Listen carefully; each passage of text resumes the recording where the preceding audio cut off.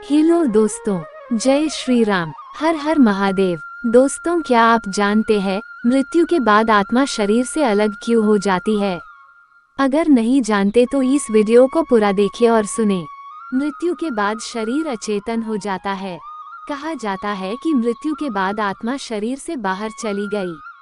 क्या आत्मा वाकई शरीर छोड़ देती है? आत्मा और प्राण में क्या अंतर है? मृत्यु के बाद भौतिक शरीर अचेतन हो जाता है। कहा जाता है कि मृत्यु के बाद प्राण बाहर निकल गए और ऐसा भी कहते हैं कि आत्मा शरीर से बाहर चली गई। क्या अंतर है आत्मा और प्राण में? चलिए दोस्तों, जानते हैं आत्मा और प्राण में क्या अंतर है।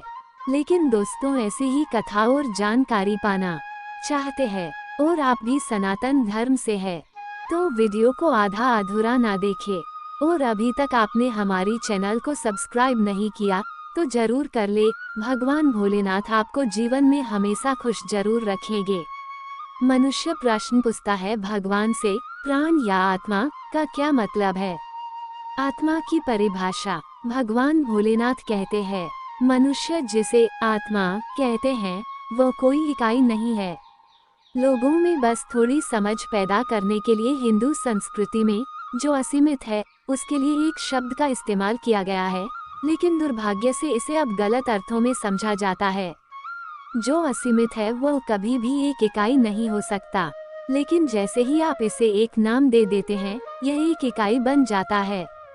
आप चाहे इसे आत्मा कहें, सोल कहें, सेल्फ कहें, आप इसे चाहे जो भी कहें, जैसे ही आप इसके साथ एक नाम जोड़ देते हैं यह एक इकाई बन जाता है।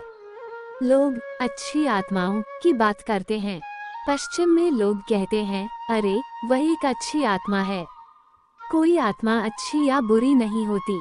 आत्मा सभी पहचानों से, सभी इकाइयों से, सभी चीजों से परे है। इसे समझने का दूसरा तरीका यह है कि आत्मा जैसी कोई चीज ही नहीं है। इसी वजह से गौतम बुद्ध कहते फिरते थे, तुम अनात्म हो, आत्मा कुछ नहीं है। प्राण क्या है? अब आप प्राण के बारे में पूछ रहे हैं। योग में कहा जाता है कि हर चीज शरीर है।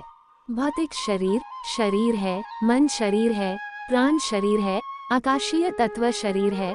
हर चीज शरीर की तरह है, यहाँ तक कि आत्मा भी शरीर की तरह है। ये चीजों को देखने का बहुत समझदारी भरा तरीका है। जब हम कहते हैं आनंदमय कोश तो बेशक हम परम तत्व की बात कर रहे हैं, लेकिन उसे भी एक शरीर के रूप में। ऐसा इसलिए कि आप इन बातों को समझ सकें। दूसरे शब्दों में, अगर आप अपने शरीर को पूरी सृष्टि के एक मॉडल यानी नमूने की तरह लेते हैं तो ये कुछ ऐसा है जैसे आप ब्रश से पेंट को फैला रहे हों। जब आप ब्रश से पेंट को फैलाते हैं तो रंग शुरू में बहुत गाढ़ा या सुर्ख होता है, फिर हल्का और ज्यादा हल्का यानी सूक्ष्म रंग होता चला जाता है और अंत में रंगहीन हो जाता है। कुछ इसी तरह ये भौतिक शरीर से शुरू होकर मानसिक शरीर फिर प्राणिक शरीर तक स्थूल से सूक्ष्म और सूक्ष्मतर होता चला गया है। भौतिक शरीर और मानसिक शरीर में ज्यादा स्थूलता है।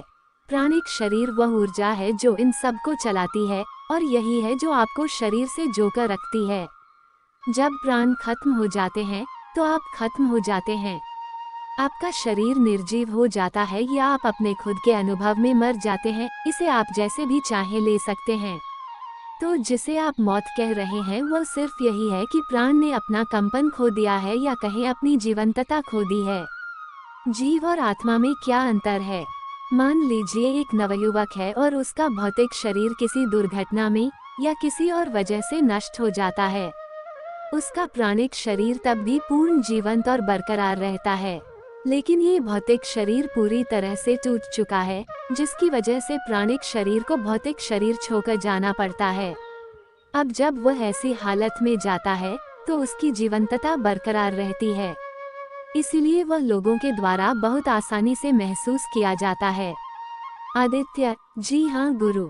लेकिन उस प्राण शरीर को जो कि तब भी बरकरार है वह कब तक रख सकता है? क्या वह सूक्ष्म शरीर होता है?